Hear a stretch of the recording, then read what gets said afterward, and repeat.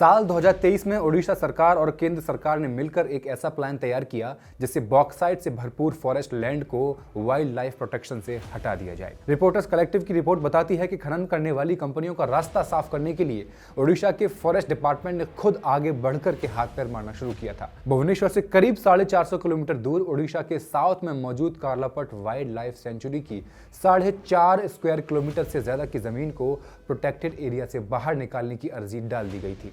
इस अर्जी को मंजूर कराने के लिए सरकारी अफसरों ने तरह तरह के झूठों का सहारा लेना शुरू किया। जैसे कागजों पर लिख दिया गया कि यह जमीन अब किसी काम की नहीं बची है, डिग्रेडेड हो चुकी है। ऐसा इसलिए किया गया ताकि पूरे का पूरा जंगल खनन माफियाओं को सौंपा जा सके, वाइल्ड लाइफ सेंचुरीज को काट कर अरबों खरबों पैसा कमाया जा सके। तो क्या कहती है पूरी इन्वेस्टिगेशन?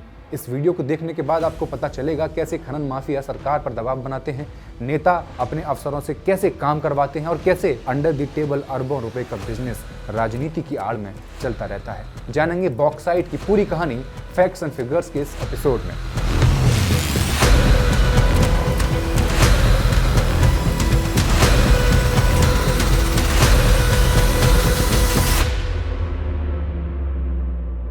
नमस्कार, मैं हेमंत और आप मॉलिटिक्स देख रहे हैं। ओडिशा देश के 40% बॉक्साइट का अड्डा है। लगभग 194 स्क्वायर किलोमीटर में फैली कार्लापट वाइल्ड लाइफ सेंचुरी अपनी घनी वादियों, ऊंचे ऊंचे पठारों और सालों भर बहने वाले 12 मासी झरनों, जलधाराओं के लिए जानी जाती है। यहाँ फुर्तीले लेपर्ड्स, विशालकाय भारतीय बाइसन जिन्हें गौर कहा जाता है, सांभर, नीलगाय, भौंकने वाले हिरण, माउस डियर, स्लॉथ बियर, उड़ने वाली गिलहरी और लंगूरों की अच्छी खासी आबादी रहती है। यहाँ एक एलिफेंट कॉरिडोर भी है जो हाथी जैसे विशालकाय जानवरों को पड़ोसी कंधमाल जिले की कोटगढ़ सेंचुरी और गजपति जिले की लखारी घाटी सेंचुरी तक बिना किसी इंसानी दखल के आजादी से आने जाने का रास्ता देता है बड़े बड़े जानवरों को।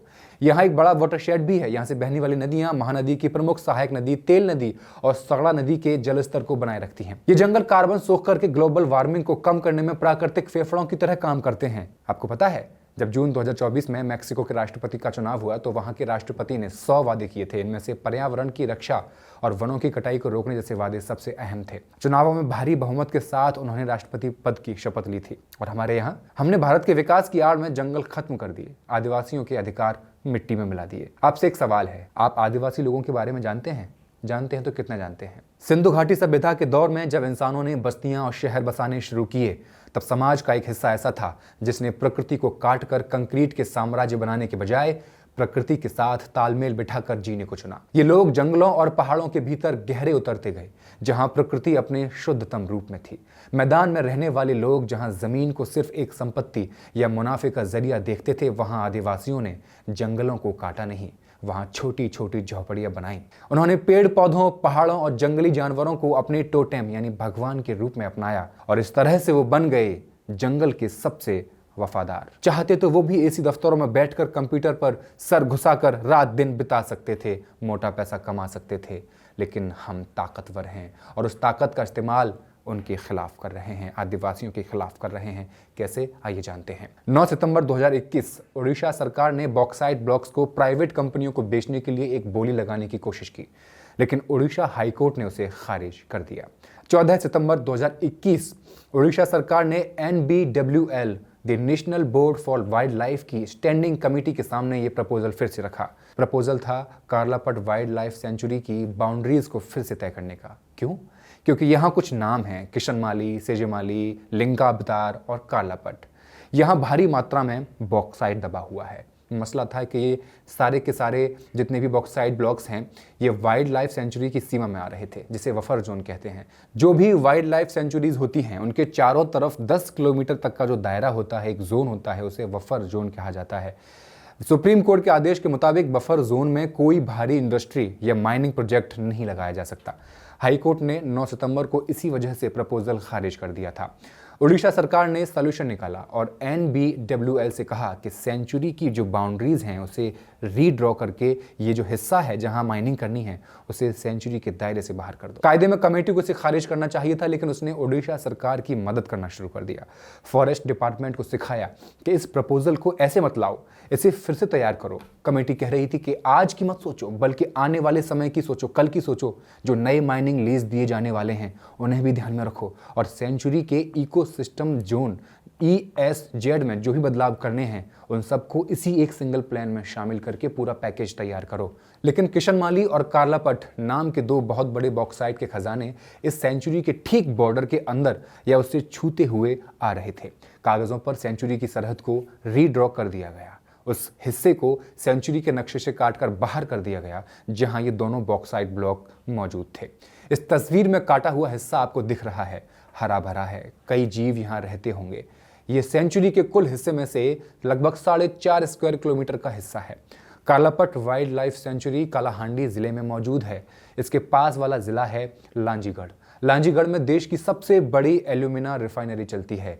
इस रिफाइनरी को जिंदा रखने और भारी मुनाफा कमाने के लिए हर साल लाखों टन कच्चा बॉक्साइट अयस्क यहां से जाता है और इस रिफाइनरी का मालिक है वेदांता ग्रुप।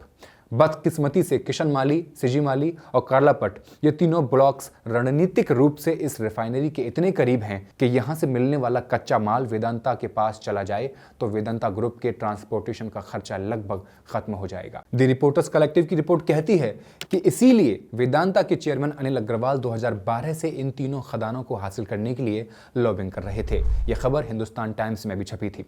2012 में अनिल अग्रवाल ओडिशा के तत्कालीन मुख्यमंत्री नवीन पटनायक से मिल रहे थे। इस मुलाकात के बाद अनिल अग्रवाल ने मीडिया से कहा था कि सीएम साहब ने हमें आश्वस्त किया है कि वे इस मैटर को प्रायोरिटी बेसिस पर लेंगे। ओडिशा सरकार ने वेदांता लिमिटेड के साथ मिलकर एक साठगांठ की। वेदांता कंपनी को सीजीमाली से बॉक्साइट निकालना था। सीजीमाली वेदांता की रिफाइनरी से काफी दूर था, बाकी तीनों ब्लॉक्स पास में ही थे। सीजीमाली से माल निकालने के लिए घने जंगलों को काटकर एक मजबूत चौड़ी सड़क बनाना बहुत जरूरी था जिस पर भारी भारी ट्रक चलाए जा सकें। लेकिन नियम क्या था?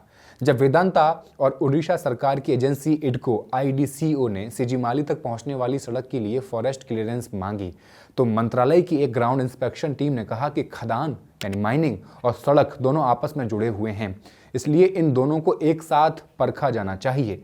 वन संरक्षण के नियमों के मुताबिक अगर सड़क को माइनिंग का हिस्सा माना जाता है तो जब तक वेदांता की खदान को माइनिंग को पूरी तरह अंतिम मंजूरी नहीं मिल जाती तब तक सड़क के लिए एक भी पेड़ नहीं काटा जा सकता था और इसमें सालों साल लग सकते थे। वेदांता और ओडिशा सरकार ने पर्यावरण मंत्रालय के इस पेंच को बाईपास करने के लिए एक योजना बनाई। उन्होंने पूरे प्रोजेक्ट को कागजों पर दो अलग अलग स्वतंत्र प्रोजेक्ट्स में बांट दिया। हिस्सा A खदान माइनिंग का, इसे वेदांता के नाम पर ही रहने दिया गया कि वेदांता माइनिंग करना चाह रही है। हिस्सा B सड़क, ओडिशा सरकार के वन विभाग, रायगढ़ DFO और इडको ने कमेटी के सामने दावा किया कि यह सड़क वेदांता के लिए नहीं बन रही है बल्कि इसे PWD की तरफ से पब्लिक इंटरेस्ट में बनाया जा रहा है। 30 जुलाई 2025 को हुई FAC की पहली बैठक में जब कमेटी ने सड़क को खदान का हिस्सा मानने पर जोर दिया तो रायगढ़ के डिविजनल फॉरेस्ट ऑफिसर ने कमेटी के सामने एक पूरी कहानी गढ़ दी। DFO ने लिखित में दावा किया कि यह सड़क 5 दूर दराज के आदिवासी गांव डुमेरपदार, पोरलांग, सागाबारी, बिचापिंडा और मालीपदार के 1500 ग्रामीणों की भलाई के लिए बन रही है ताकि उन्हें अस्पताल और बाजारों तक कनेक्टिविटी मिल सके।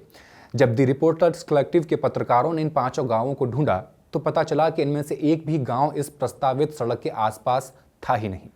मालीपदार गांव तो सीधे वेदांता के माइनिंग ब्लॉक के अंदर आ रहा था, यानी जब माइनिंग शुरू होने वाली होगी तब इस गांव के आदिवासियों को वहां से खदेड़ दिया जाना था और गांव का वजूद ही खत्म होने वाला था। बचा सागाबारी और डुमेरपदार, तो इन दोनों गांवों के पास पहले से ही इतनी पक्की सड़कें थीं जो सीधे स्टेट हाईवे SH44 से जुड़ती थीं। पोरलांग गांव बचा, ये गांव भी हाईवे से महज पैदल की दूरी पर था, वॉकिंग डिस्टेंस पर। आखिरी 5वां गांव जो बचा बिचापिंडा गांव, 2011 की जनगणना कहती है कि यह पूरी तरह निर्जन हो चुका है, यहाँ कोई नहीं रहता है। खुद पर्यावरण मंत्रालय भी इस सड़क की चौड़ाई देखकर हैरान था।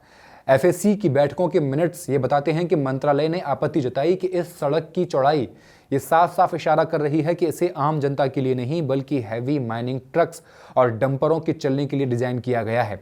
मंत्रालय समझ गया था कि ये सिर्फ बॉक्साइट ढोने के लिए हो रहा है, इसलिए उन्होंने शर्त रख दी कि सड़क को मंजूरी तभी मिलेगी जब वेदांता की खदान को कम से कम शुरुआती स्टेज 1 मंजूरी मिल जाएगी।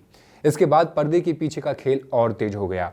12 दिसंबर 2025 आधिकारिक पत्र जारी होने से पहले ही वेदांता को पता चल गया कि उसे मंजूरी मिलने वाली है। अब ये कैसे पता चला है? वेदांता ने इडको को चिट्ठी लिखकर जवाब दिया, दबाव बनाया कि वे अपने स्तर पर सड़क पर काम करना तुरंत शुरू कर दें, परमिशन मिलती ही होगी। 31 दिसंबर 2025 वेदांता की खदान को स्टेज 1 फॉरेस्ट क्लियरेंस मिल भी गई। 5 जनवरी 2026 महज 5 दिन बाद इडको की सड़क को भी स्टेज 1 क्लियरेंस दे दिया गया। 27 फरवरी 2026 रायगढ़ के डीएफओ ने तुरंत सड़क निर्माण शुरू करने की वर्किंग परमिशन दे दी। 26 मार्च 2026 उसी दफ्तर ने जंगल के पेड़ों को काटने की ट्री फेलिंग परमिशन पर भी दस्तखत कर दिए।